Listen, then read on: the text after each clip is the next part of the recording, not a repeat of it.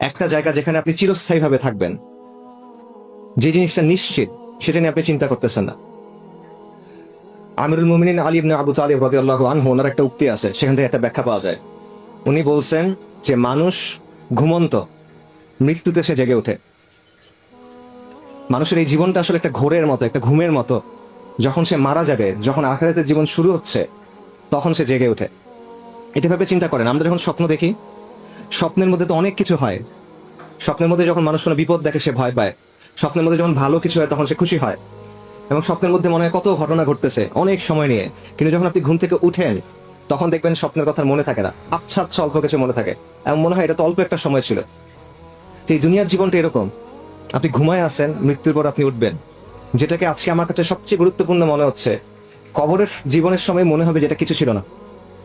বিচারের দিবসে বিচার শুরু হওয়ার আগে আপনার কাছে মনে হবে এটা কিছু ছিল না। বিচার শুরু হয় নাই এখনো, জান্নাত জাহান্নামের জীবন এখনো শুরু হয় নাই। জাস্ট ইয়াউমুল কিয়ামাতে বিচার শুরু হওয়ার আগের যে সময়টা, ওই সময়টাতে আপনার কাছে মনে হবে যে দুনিয়ার জীবন এটাতে একটা মুহূর্ত ছিল শুধু। কিন্তু এখন আমরা সবকিছু ভুলে এই জিনিসটা নিয়ে চিন্তা করতেছি শুধু। মৃত্যু সুনিশ্চিত ভাবে আপনার দিকে আসতেছে। আল্লাহ সুবহানাহু ওয়া তাআলা কোরআনে বলছেন যে মৃত্যু এমন একটা জিনিস যেখান থেকে পালানোর কোনো সুযোগ নাই, মৃত্যুর পাকড়াও থেকে বের হওয়ার কোনো সুযোগ নাই। সূরা নিসাতে আল্লাহ বলছেন, তোমরা যেখানেই থাকো না কেন, মৃত্যু তোমাদের অবশ্যই পাকড়াও করবে, যদিও তোমরা সুউচ্চ সুদৃঢ় দুর্গের মধ্যে থাকো। বুরুজিম মুশাইয়াদা, অনেক বড় একটা দুর্গ, অনেক লম্বা, মানুষ উঠতে পারে না, লাভ নাই, মৃত্যু ওইখানে এসেও আপনাকে ধরবে। এবং এই কারণে বারবার মৃত্যু সম্পর্কে আল্লাহ আযজা ওয়া জাল আমাদের কোরআনে সতর্ক করে দিয়েছেন, বারবার মনে করা দিয়েছেন যে তোমরা মৃত্যু নিয়ে চিন্তা করো, মৃত্যু আসতেছে। বারবার তিনি আখিরাতের কথা বলছেন যে এটা তোমার আসল জীবন, এটার জন্য তুমি প্রস্তুতি নাও, তোমার জন্য একটা পরীক্ষা আসতেছে। আল্লাযী খালাকাল মাউতা ওয়াল হায়াতা লিয়াবলুয়াকুম আইয়ুকুম আহসানু আমালা। আল্লাহ মৃত্যু এবং জীবনকে সৃষ্টি করছেন, আল্লাহ যাচাই করে দেখবেন এই জন্য যে কে আমলে উত্তম। এটা একটা পরীক্ষা, একটা পরীক্ষার মধ্যে আপনি আছেন, কিন্তু আপনি মনে করতেছেন আপনি এইটাই আপনার জীবন। আমরা মনে করতেছি, আমরা জানি এটা পরীক্ষা, কিন্তু আমাদের কাজের মধ্যে এটার কোনো প্রভাব নাই। এই জন্য আল্লাহ বারবার মৃত্যুর কথা আমাদের বলছেন। কিন্তু আমাদের সময়ের একটা ফিতনা হলো বা একটা বাস্তবতা হলো, আমরা মৃত্যু নিয়ে চিন্তা করি না, আমরা মৃত্যু নিয়ে কথা বলা পছন্দ করি না। মৃত্যু নিয়ে যখন কেউ কথা বলে, এটা আমাদের কাছে পছন্দ হয় না। অথচ নবী সাল্লাল্লাহু আলাইহি ওয়াসাল্লামের কথা চিন্তা করেন, তিনি যখন কোনো বিয়ের অনুষ্ঠানে গেছেন, নিকার অনুষ্ঠানে, সেখানে তুমি বলতেছেন ইয়া আইয়ুহাল্লাযীনা আমানুত্তাকুল্লাহা হাক্কা তুকাতিহি ওয়া লা তামুতুন্না ইল্লা ওয়া আনতুম মুসলিমুন। সেখানেও তিনি এই আয়াত পড়তেছেন যে তোমরা মুসলিম না হয়ে মৃত্যুবরণ করো না। একটা নিকার অনুষ্ঠান, যেটা হলো একটা আনন্দের জিনিস, আনন্দের জিনিসটা বিয়ে হয়েছে, আপনাদের জন্য তো অনেক অপেক্ষা করে আছেন, রাইট?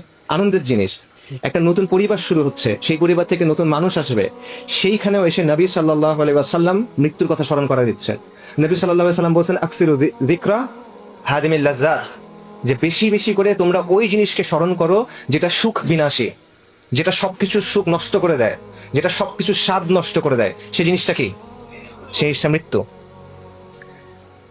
কেন এটা বারবার বলা হচ্ছে? কারণ এভাবে আপনি আখিরাতের জন্য নিজেকে প্রস্তুত করবেন, নইলে পারবেন না।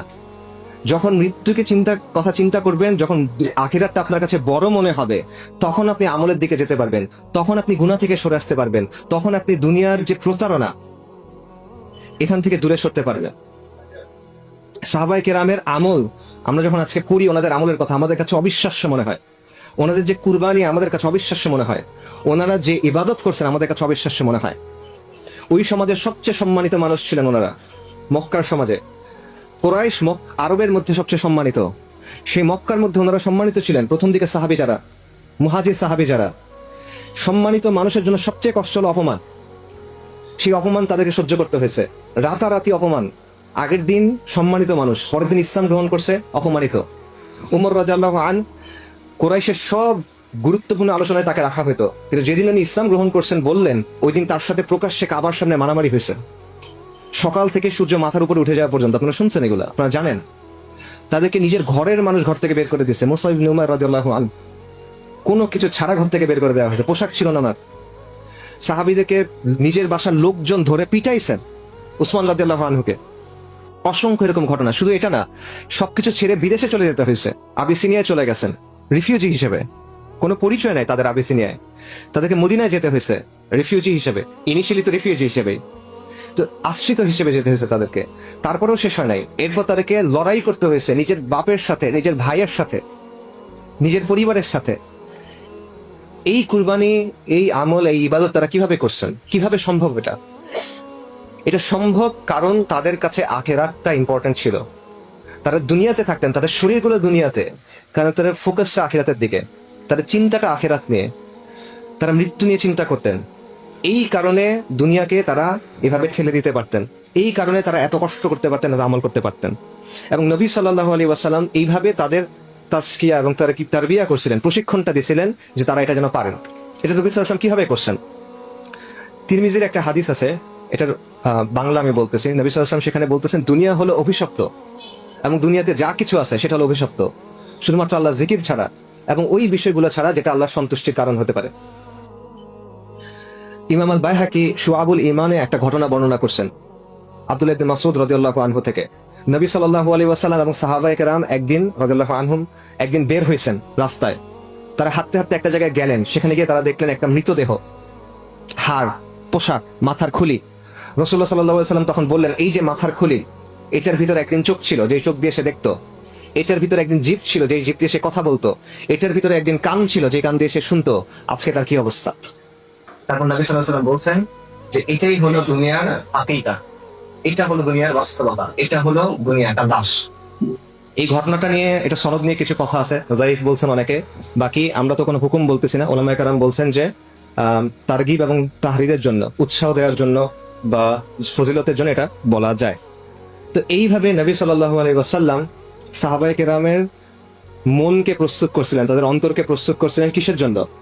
এই দুনিয়াতে তাদের যে কাজ সেটার জন্য এবং আখিরাতের জন্য। এবং সাহাবাদের অবস্থা কিরকম ছিল?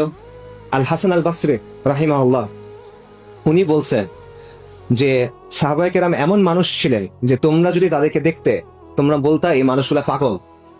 আর তারা যদি তোমাদের দেখতো, তাহলে তারা বলতো এই মানুষগুলা মুসলিম না। ঠিক আছে? হাসান আল বাসরি রাহিমাহুল্লাহ এটা কখনের কথা বলতেছেন? বেশি হলে তাবেঈনদের সময়ের কথা। মানে নবী সাল্লাল্লাহু আলাইহি ওয়াসাল্লামের থেকে এক প্রজন্মের ডিফারেন্স। সেই সময়ের মানুষের ব্যাপারে হাসান আল বাসরি বলতেছেন যে সাহাবায়ে কেরামকে দেখলে তোমরা বলতে এই মানুষগুলা পাগল, আর তারা যদি তারা বলতো এরা মুসলিম না।